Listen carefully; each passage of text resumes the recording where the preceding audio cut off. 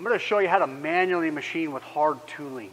Now, hard tooling I mean by set tooling. Like right now I've got 37.5 degree tooling in the machine.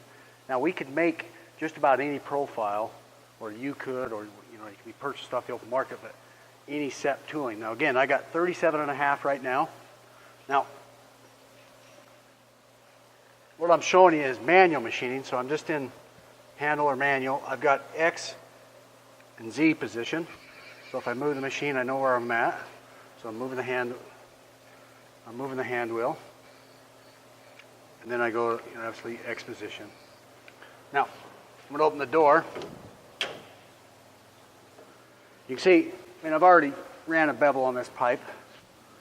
But you can see my tooling. I've got just a carbide insert, and it's set at that angle.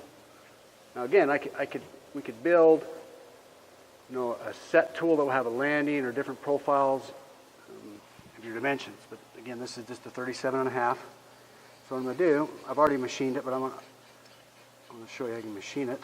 So I can set my Z. I can obviously move my X to position it where I want.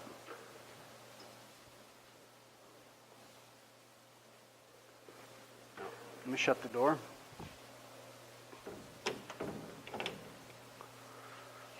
Now,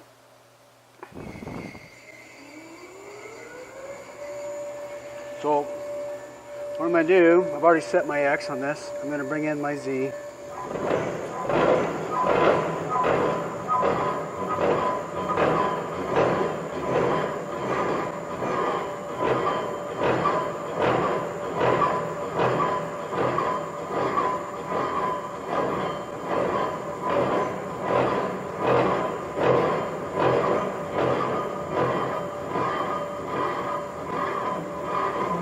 I'm able to machine manually. And